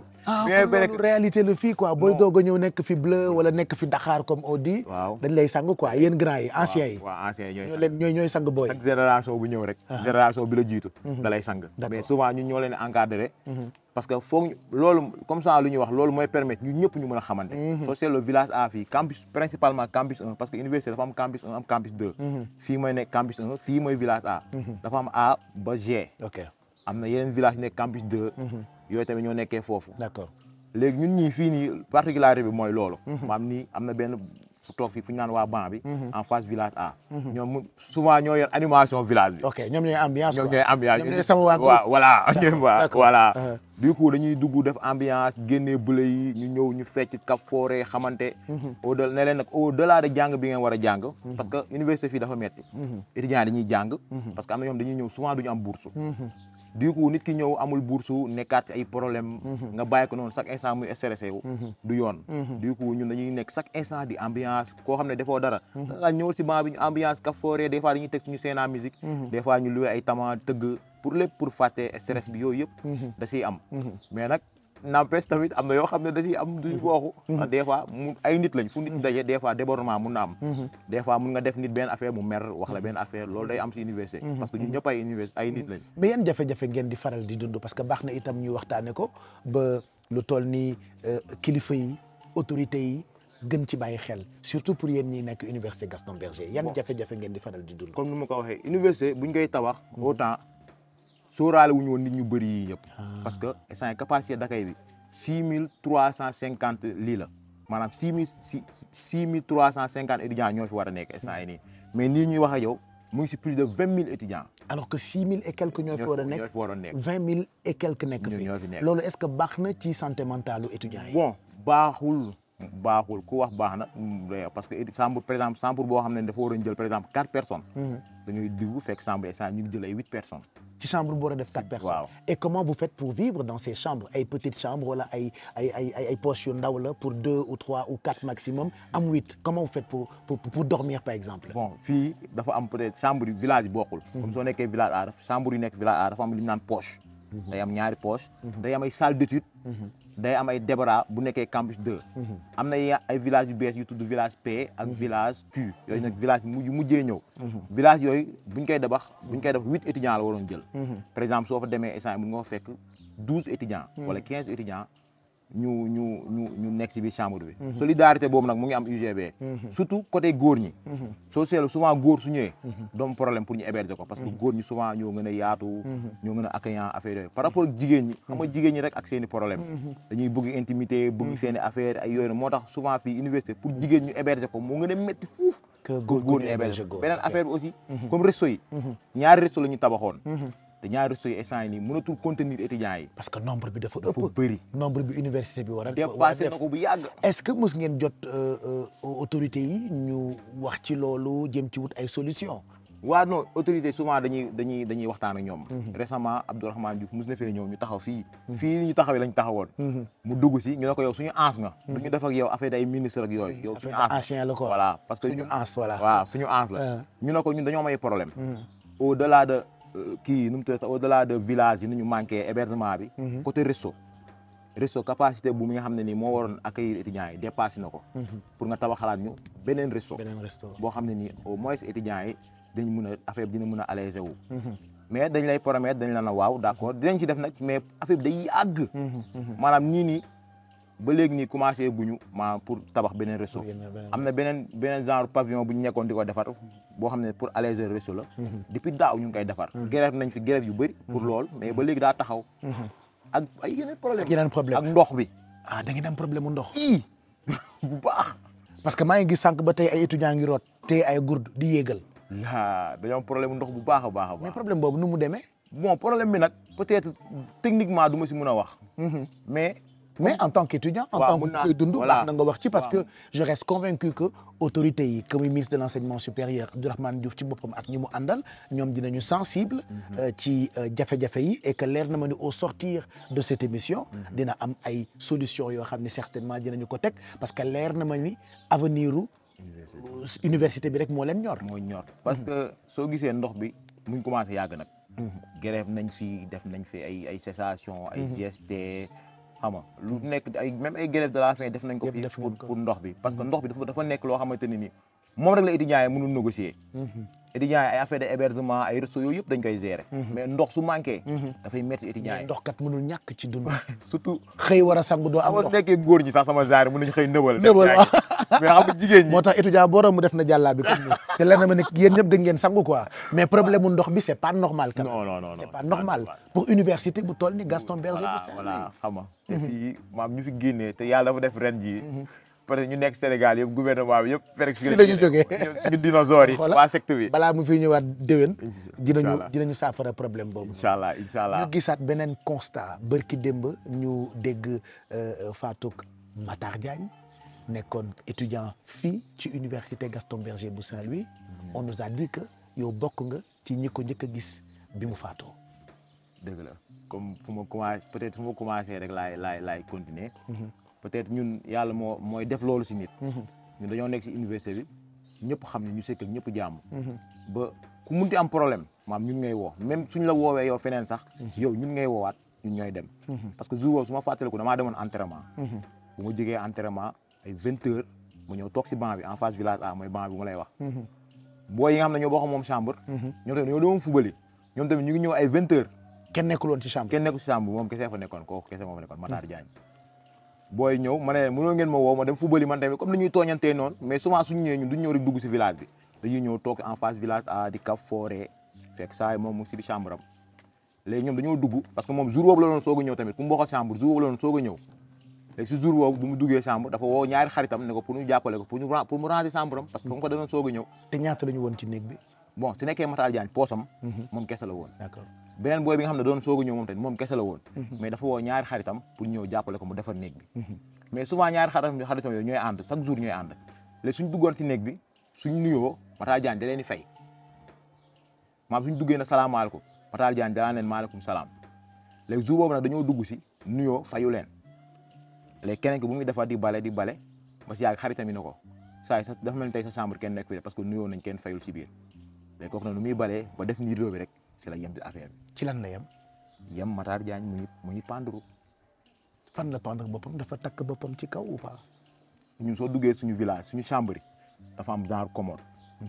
armoire yi dafa am armoire yoo xam dañoo mag ni am ñu ndaw am na ñu ndaw yu nekk si kaw si yu nekk si kaw yi si la lonku genre dara mooy suñu dara yi la lonku moom la kii bi léegi moom bu mu ko gisee nag dafa tiit bu mu ko tiitee moo xaritam yi ñëw def ni yem si affaire ñoom tamit ñu daw. léegi bu ñu dawee moom tamit mu daw ñëw si man ñëw sama chambre fekk ma fa mu daw si fekk ma si banc bi ne ma jibi kaay bu ma nee jibi kaay ma ne ko lan la léegi dafa tiit ba mënul expliquer léegi man xam naa dafa tiit parce que boo yooyu sekkuñu ma ak ñoom ay affaire de mbalagante yu mel noonu comme ñu may tiital genre yooyu léegi bu ñu waxee après daw man tey ma topp ko moo toppee man tamit bu may dugg maa ngi woowaale agent sécurité mais comme lu ma la waxee comme village A dañoo tam affaire de cap forêt ñoom ñëpp dañuy foog ne yooyu la quoi ni prank la voilà ñoom tamit ñu yuuxu gars yi yuuxu ñiy yuuxu fii yaa jibi baa li ngay def waay léegi si laa daw dugg rek man tamit ma yem si affaire bi bu ma yemee si affaire bi parce que man tamit mooy dugg maa ngi comme affaire de mbalag la man maa ngi doon filmer waale man bu may filmer rek si laa yem man tamit si affaire ci lan nga yem exactement. bu ma duggee maa ngi fekk muy lang.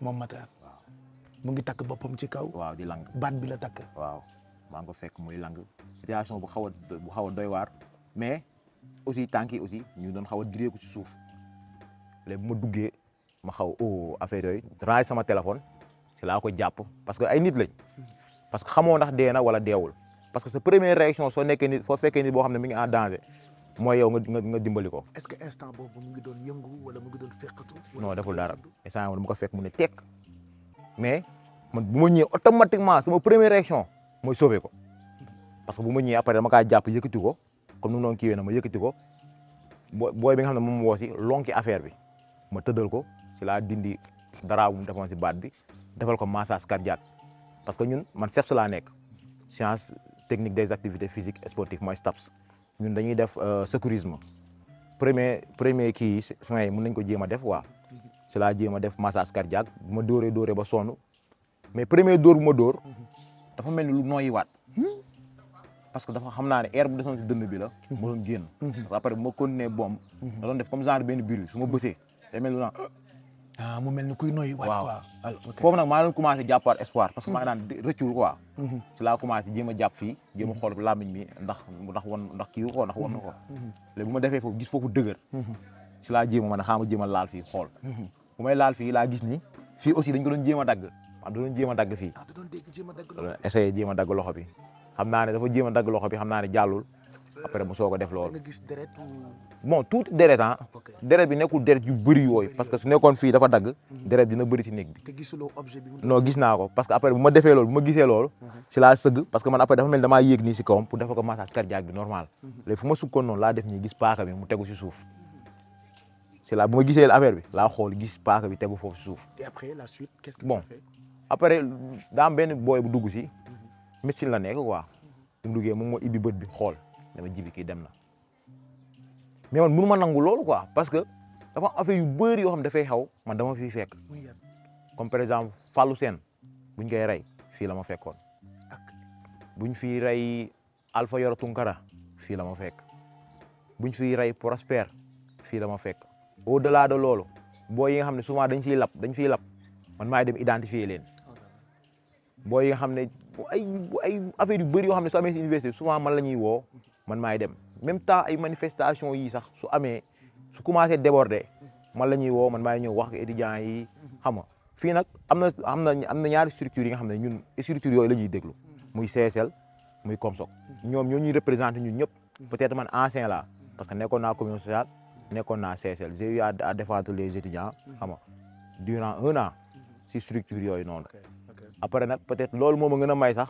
ba léegi nii étudiants yi lu munti xew dañ lay woo mais après quelle a été la suite bi ngeen gisee corps bi ba étudiant en médecine bi ñëw ne la constaté na dee bi lan moo nekkoon seen xalaat ci saa si dafa xaru wala dañ ko rey bon ñun buñ ko fekkee noonu tak dañ ne dafa xaru ñun moom ñun ñëpp dañ ne dafa xaru ba après si lañ woo sapeur woo gendarmerie woo suñu autorités yi tamit recteur comme directeur Kourous ñoom ñëpp ñu ñëw buñ ñëwee les gars bu ñu njëkk ak procureur bu ñëpp ñëwee après man peut-être man même booy bi nga xam ne moo gis sax après kooku garaawul woon mais xam nga comme lu ñuy wax soo siiwee yëpp la ñu wax après lu munti wax lañ naan andi jibi léegi man maa mën nañ noonu woo ñu ne ma la moo tax nga wàccee corps bi da tax bi nga ñëwee noonu rek bàyyoo ko noonu xam nga ma ne leen bon man même bu du woon lii su ma ñëwoon fekk benn bu nekk en danger automatiquement lu may njëkk a def mooy jëm ko sauver parce que loolu nekkul sax mu ngi mel ne tey ngay dox ba dëgg benn pont mouvement involontaire lay doon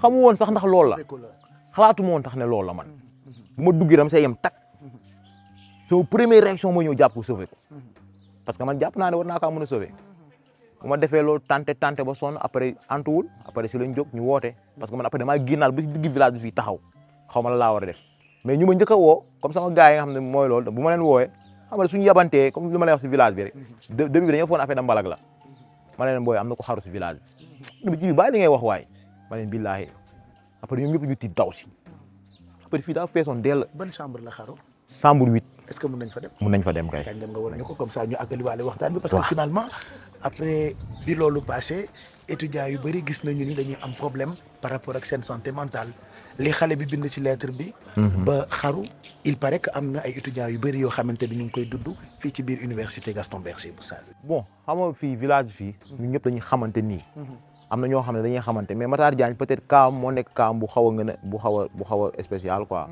parce que moom moo nekk nit boo xam ne jàngi ñoo dugg chambre am la xam parce que même ñu def témoignage si moom yëpp loolu lañ ko xamee parce que man daa sama benn ko ñooy ànd si même chambre bi la nekk après moom sax moom doon expliqué ko ne ma booy jibi kii loolu jàngi ñëw dugg chambre am defu ko maam kooku mënoo ko waxal leneen loolu jàngi ñëw dugg chambre am maam genre étudiant yooyu am na fii yoo xam ne lu ñuy def mooy jàngi ñëw dugg seen chambre mais li mu bind noonu est-ce que am na ay étudiants yu koy dund di ci waxtaan ak yow yow li nga xamante ne seen ans ga waaw xam nga l'université c'est le Sénégal en miniature comme li nga gis moo am Sénégal moo am si université bi comme des fois da ngay gis des fois gars yi dañoo commencé banaliser benn affaire comme affaire lu ñu naan affaire de cas nañu kaa lañ toog kaa maanaam fenn lañ jël léegi soppi ko di ko def kaa or que loolu amul da ngay gis nit day dox ngay wax si moom wala comme des fois nga comme ñun peut-être lu ñu xës ba syndiqué lu ñu xës ba doon délégué moo tax ñun am nañ benn retenue boobu noonu ba nga xam ne nit lu mu ñu mën a wax ñu mën nañ ko téye xam nga mais tey dafa am nit ñoo xam ne tey loolu ñu wax dañ koy génnee te am na nit ñoo xam ne tey suñu jaaxle ba jaaxle foog ñu wax ak nit te am na étudiants xam dañuy ñëw si ñun duñu expliquer seen situation lu ma lay wax ni yàggul su defee 3 jours si la yem benn jigéen ñëw ba si man après mu waxtaan ak man wax ma situation am wax ma au delà de situation bu ñu dund si université bi mais situation surtout seen situation famille bi nga xam ne moom la ñu bàyyi seen ginnaaw parce que day nekk donc ay étudiants yoo xam ne dañuy nekk ay soutien de famille ñu ñëw université ñoom ñoo doon dimbali seen yaay yi wala seen papa yi ñu ñëw fii léegi dootuñu mën a ci loolu nga ñëw yàlla bu mu tombee nga bañ a am bourse léegi doo xamati si looy nekk bu mu tombee sa yaay feebar wala sa papa feebar yow nga nekk yow benn yaakaar nga nekkaat fii dundaat beneen affaire bu metti parce que université Gaston Berger de Saint-Louis moo nekk université boo xam ne nii nekkuñu ay université yoo xam dañuy def semaine bi ay 2 matières 3 matières fii dañoo bëri matière mun nañ di jàng lundi ba samedi des fois sax dimanche dañ koy jàng non amuñu temps de repos de comme ay noppaleku nii dañuy jàng rek mais université la boo xamante ne actuellement dafa bokk ci histoire parce que ñu ngi romb léegi nii chambre bi Ousmane Sonko nekkoon waaw gis nañu ni chambre bi ci kaw côté bi foofu la monsieur le ministre Abdourahmane Diouf nekkoon ak yeneen i autorité ñoom je reste convaincu que bi ñu déggee yenn ci ay jafe-jafe yoo xamante ne ñoo ngi koy dund dinañ ci def saafara boo xamante ni dina mën a dimbali étudiants yi fi nekk. non moo war a nekk appel bi pour yéen. non yaakaar na ñu garder espoir. parce que comme que am na fi ñëpp wax nañ te ñëpp yëg nañ ko ñu ngi jàpp ne maam tey autorités yi dañ ñëw jàppale suñu rakk yi peut-être ñun instant yi dañ fiy ñëw juux si demaat suñu yoon. salaamaaleykum.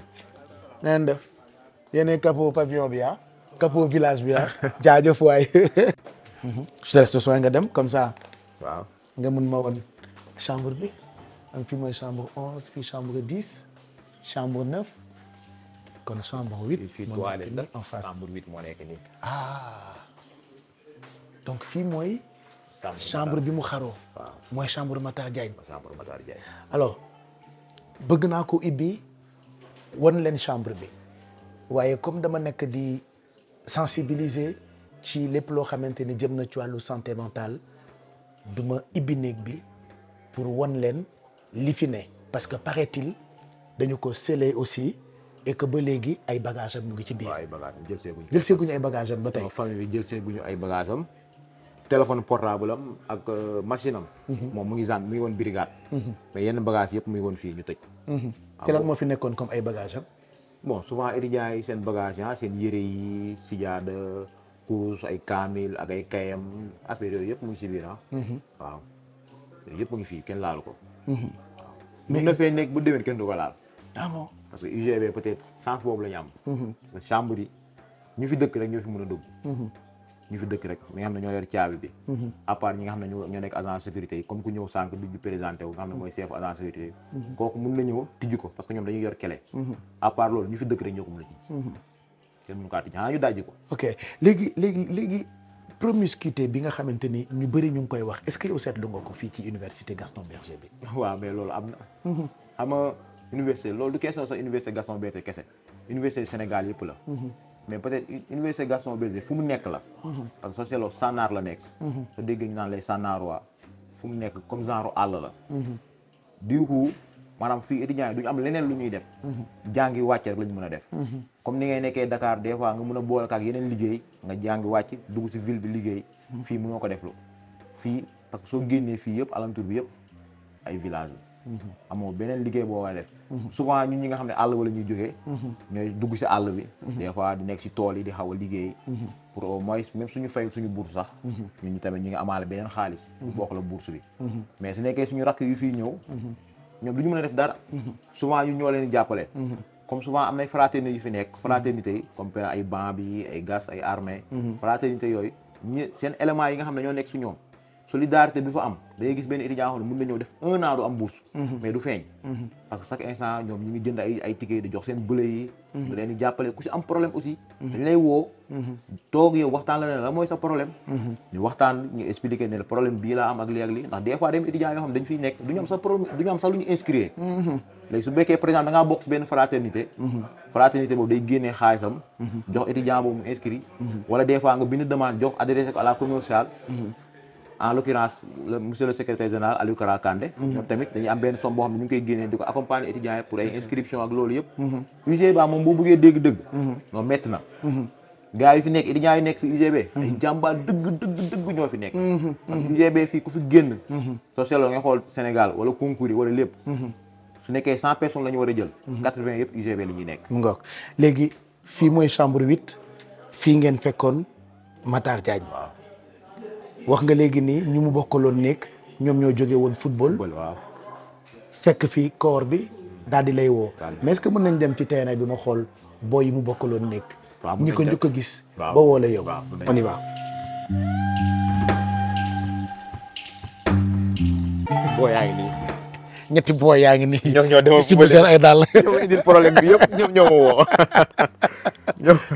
ñoom ñoo bokkoon nekk ah waaw mokkee ñoo bokk nekk mais ñi ay xaritam la chaque jour ñoom ñii ñooy ànd ñoom ñett ñi non man xoola ci digg bi laay toog ak ñoom moo lañu taxal wan leen ni maa leen gën a nekk étudiant voilà je vais me mettre là comme ça toog ak sama boy yi waxtaan ak ñoom tuuti maa ngi ak sama fils yi voilà sama ay rakk lañu sama ay doom lañu nekk fii ci université Gaston Berger bu Saint-Louis xam nga dama wax lu am solo ak jibi léegi nii jëm ci wàllu prise en charge surtout ci wàllu santé mentale et si vous nous rejoignez xam ngeen ni sànq ba tey maa ngi ci biir université bi par rapport ak campus tour bi nga xamante ni maa ngi koy def mais par rapport ak li ma bëgg ngeen gis pour gën a gestuwaat seen doom yi nga xamante ni yéen nag leen di yóbbu ñuy jàng ci université yi defe naa footballeurs yi professionnels yi daanaka histoire bi ñuy jibi di nettali ñett ñii la donc ñoom ñoo njëkk a gis Matar yéen ñaar yéen a bokkoon dégg mais d'abord ku nekk dafa may wax noo tudd yow yow yaay Ismaïla yow Mamadou Ali Ismaïla Mamadou Ali mun naa wax Zizou Zizou mais naka fii d'abord voilà ñuy wax ci ce qui s'est passé la dernière fois ba ngeen njëkk a gis kooru Matar Diagne bi naka la ambiance bi demee fii ci université bi waaw gars yi ñu ngi doon laaj di ñu poser ay questions. maanaam da ngay génn ci campus bi ku la xam. dañu ñëw rek ne la booy affaire yi nan la demee woon ak. yooyu la ñu doon wax. waaw affaire bi nag nekkoon na lu garaaw commencement bi. parce que loo xam ne yaa ngi koy doog a gis. nekkoon lu yomb quoi. mais yéen ñaar yéen a bokkoon nekk. waaw maa moom ñoo bokkoon nekk mais moom ci benn poche bi la nekkoon. ci benn poche bi la nekkoon. ci benn poche. ok miinante woon ngeen ou pas. non minante woon nañ tuuti rek. waaw parce que dañ doon nuyoo bu ñu xëy daal dinañ nuyoo yooyu noonu moom day doon dem di jàngi di ñëwaat. ndeysaan waaw. ok mais jour boobu qu'est-ce qui s'est passé réellement jibi ngeen woo mais avant ngeen di woo jibi lan moo xew. waaw ñun dañ demoon terrain football yi. après bi ñu ñëwee vers 21h 22h. si la ñu Paco invité pour ñu ñëw jàppale mu ranger ay bagages am quoi. parce que moom ñëw fi woon dafa retourné woon Tivaouane. léegi après bi ñu ñëwee jàppale nañ ko ñu mu ranger ay bagages am après ñu commencé si la commencé bale ba yegg si buntu poste bi après si la ko gis si la ñu woo. aussitôt ñun biñ ko gisee on a eu maanaam tiit nañ tiit boo xamante ni on savait pas quoi faire. mais lan ngeen gis ngeen ñëw fekk mu pendre boppam quoi. ah ouais. une image boo xamante ni ñun sax. mooy loolu parce que ay xale ngeen mosul leen gis loolu peut-être ci ay film ngeen koy gis. ça fait trop de mal. metti woon na aussi ñoo ngi doon jot ay information ku nekk di la laaj xam nga rek boo soree say parents. ak ñi nga xamante ni yéen jot ngeen am yenn relation yi bu ñu déggee dara si foo nekk au moins daan la woo laaj la surtout ñi nga xamante ni xam nañ yow si affaire bi nga bokk. metti woon na mais maintenant ça s'est passé. On a eu trop de mal avec les enquêtes et tout. Mais alhamdulilah quoi sant yàlla boobu. avec les enquêtes mais bëgg naa xam exactement ce qui s'est passé après dañ leen woo après da ngeen gis après da ngeen tiit après da ngeen woo jibi film bi exactement naka la demee. en fait voilà ce qui s'est passé mooy après ñu gis affaire bi. on a pu appeler la police. ba police ñëwee nag. def ay enquête am et tout comme que ñun ñooy principal témoin yi. après la police daf ñu woo si guddi gi même. On est revenu vers presque 3 heures du matin fa la ñu nekkoon. pour ñu entendre après si lañ revenir. après ñun dañ fi ñëw juste pour déposer suñu masque. après si lañ expliquer les policiers et tout ne leen voilà bu subaa parce que dañu convoqué woon 11 heures. ñu ne leen duñ mën a ñëw 11 heures parce que dañu war a déposer suñu masque ak yooyu. ñu ne leen ba xam mën na ñëw 15 heures. voilà ils ont dit oui mais par la suite. si ëllëg sax dañu ñëw vers 9h ici. Après si la ñu trouvé si la ñu woo kii Paco. ne ko il faut ngeen ñëw. vers 9h ñu ñëw jël si ñu encore ñu dem à la brigade. ñu réentendre ñu. mais balaa ñuy réentendre lii nañu si cellule yi. ah dañ leen dugal ci cellule dañ yi leen dugal si cellule. ah bon. voilà presque de midi à 18h. après ay 18h la ñu génn bañ génnee ñu réentendre ñu. après voilà si la ñu bàyyiwaat ñu dem ay presque vers 20h. ñu convoqué waat ñu encore le lendemain. vers 11h. la ñu convoqué waat après si la ñu jëloon suñu téléphone yëpp. voilà comme procédure enquête lu muy demee rek. c'est tout à fait normal. voilà après si lañ revenir waat le lendemain ñu dellu vers 11h. bañ delloo après si lañ ñu joxaat suñu téléphone et tout. voilà. parce que au départ yéen a njëkk a gis yéen a njëkk a gis corps bi quoi. yéen a njëkk a gis néew bi mais bi enquêteurs yi ñëwee da ngeen ànd ak ñoom wala ñoom dañoo dem ba pare doog leen a woo. non si guddi gi. si guddi gi ñun ak ñoom ñoo ànd. ñoo ànd si guddi gi. fa ngeen fanaan. non fanaan lañ fa. ok fa lañ nekk ba ay presque 3h. 3h 4h yooyu noonu. mais da ngeen yegg ñu dugal leen ci cellule yi. non ah le lendemain la ñu dugal ci cellule ci cellule dañoo toog rek ñu doon kii quoi. pour ñu wax ak ñoom ñu laaj ay question ñu tontu leen. ci li ñu gis mais ci lendemain ci lañ demoon ci lañu kii quoi ci lañu yóbbu ci cellule. ñu dugal leen ci cellule yi mais depuis lors bëgg naa xam lan ngeen di yëg ban mental ngeen am est-ce que du ngeen tëdd ba guddi di gént est-ce que du ngeen tiit pavillon bi est-ce que du ngeen jaaxle est-ce que delluwaat ngeen ci néeg bi par exemple j'ai envie de savoir quoi ci ban état d'esprit ngeen nekk. waaw premier jour bi moom affaire yi amoon nañ problème maanaam pour génn sax dem ci douche bi da nga doon tiit quoi. da ngeen doon ragal. waaw ah là là c'est grave. 3 jours man depuis 4 jours yëpp bu ma tëddee guddi. ay 4h 3h damay yeewu. waaw après ci laay tëddaatee continué waat nelaw. te da nga yeewu pour lan. damay yeewu rek sama xel dem si loolu après ma tëddaat. te image bi dafay ñëwaat seen bopp. image bi waaw dina ñëwaat suñu bopp sonal ñu. mais après mooy loolu. mais depuis ba ñu booleeg psychologue ba léegi.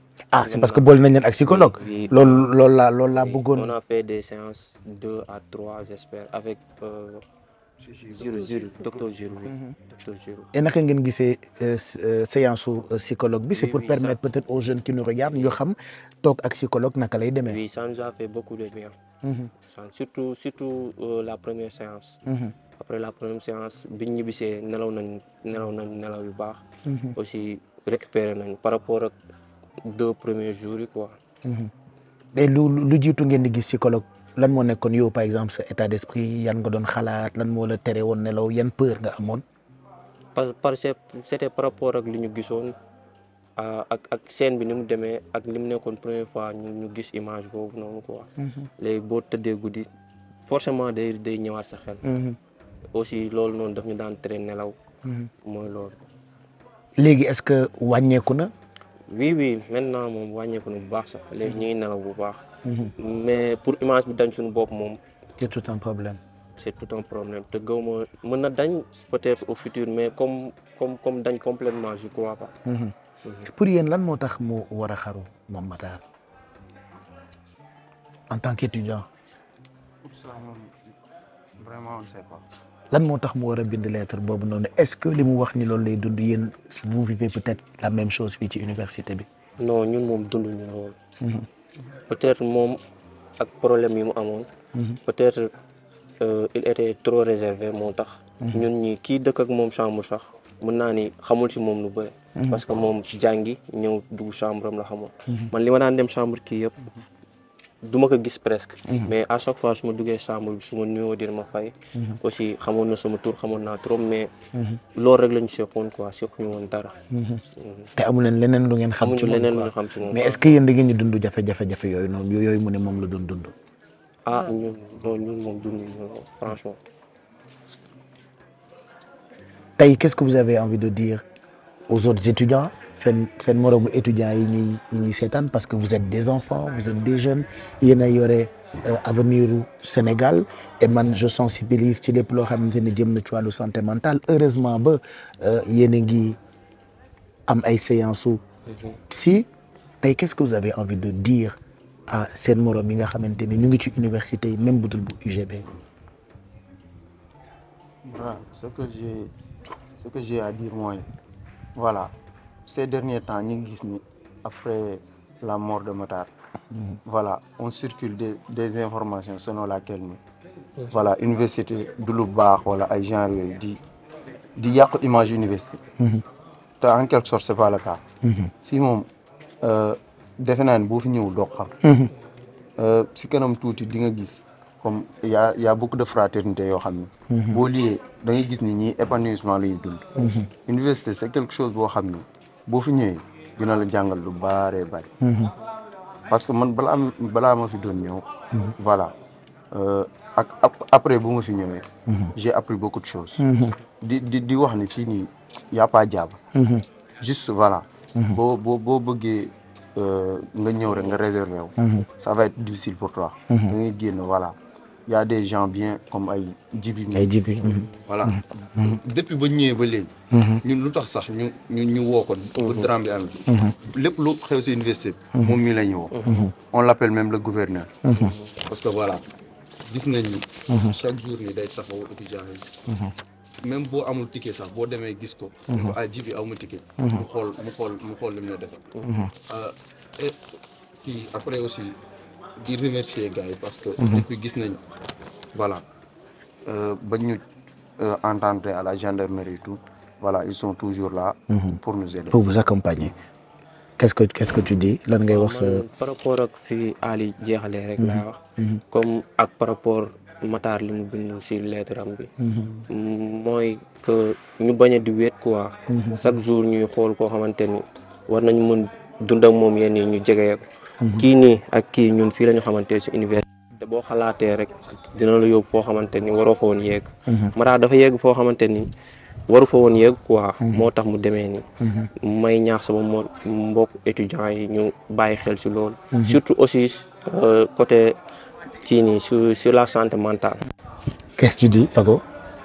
man moom comme ni ko gars yi waxee rek maanaam université moo nekk loo xamante ne boo duggantewul ak nit ñi rek da ngay am problème mooy la man boo xoolee man maa gënoon a yaru bu may doog a fii même nekkoon genre ñu nekk ci ba ay jibi yi moo mën a maanaam am liberté wu wax quoi wax moo tax gars yi nañu jéem a dugg ci fraternité yi nekk ci groupe yi waaw bu ñu mënee gis comme ni ñamul problème jéem a xool psychologue comme que am na fi ñu jéem a dem waxtaan ak waaw loolu la amoon. Voilà, en tout cas bon courage man je suis très content et je suis de tout cœur avec vous parce que bëggatuma benn étudiant di souffrir en silence oser demander de l'aide parce que am na ay structures yu ñu fi teg pour vous accompagner.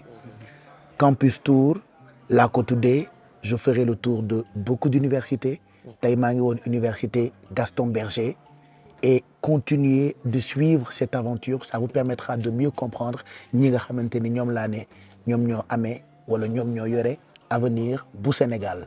J'en profite pour remercier toutes les équipes yi ma àndal depuis ce matin parce que une journée entière laa ñëw consacré ko étudiants yi nga xamante ne ñoo nekk Gaston Berger bu Saint-Louis je remercie équipe de production yi bokk na ci Mbaye Diouf Off les équipes de Racine les équipes de mon ami Alioune Sine je remercie aussi les équipes de Wéruwaay avec Mam Fatou gërëm tamit Nafi Gueye ak waa Authentic Voice gërëm autorités yi nga xamante ni ñoom ñoo jàpp ci liggéey bi nga xamante ni tàmbali naa ko depuis un moment di sensibiliser par rapport ak santé mentale gërëm tamit association yi nekk fii ci université Gaston Berger bu Saint-Louis. mais ji maa ngi ñëw dem lan mooy nekk message bi. bon xanaa damay profité jéem a peut-être sensibiliser suñu mbokk étudiants yi. surtout côté ANS yi.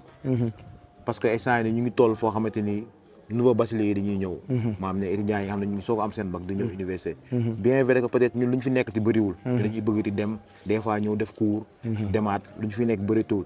te comme ni ñu ko defee étudiants yi ku si dem ba am problème peut-être ñun lay woo. bientôt ñu génn ñun. mais dafa war a amaat yeneen jibi yu fi nekk yoo xam ne étudiants yi tey suñu amee problème war nañ mën a dem si ñoom waxtaan ak ñoom damay profité di wax ANS pour ñu wàccee waat seen bopp te université tey étudiants yi bu ñu ñëwee comme ñoom bu ñu ñëwee nañu leen dalalee nañu dalal noonu étudiants yi wàccee seen bopp di conseiller booy parce que tey étudiant dafa baax mu ñëw mu firi parce que tey nga jàpp étudiant bi toogal fii nekk ak moom si biir chambre bi di ko ñàngal du waxtaan ak yow moom su amee sax problème du am fit wax ak yow parce que yow tellement da nga koy mettre dans l'embarras ba nga xamante ni du xam sax moom lu mu war a def parce que dañuy def étudiant am dañuy génn des fois bëgg a dem naani ataaya bisaab wala dem seeti seen xarit yow bi nga xam ne yaa ansab yaakaar naan toogal fii bul dem fii kooku étudiant bu day dem du amati fu mu war a dem parce que du wóolu kenn parce que yow li nga koy wax loolu mooy nekk si boppam te yow mii di ko wax loolu doo toog si chambre yi di waxtaan ak moom ñu mun a taxawaat ci côté googu suñu munee aussi ñu góorgóorlu si côté boobu bu baax a baax beneen côté bi moo nekk am na ay psychologue yu fi nekk UFR SEPS damay profité si occasion bi remercier waa suñu directeur Assane Diakhaté ak Djibi Diakhaté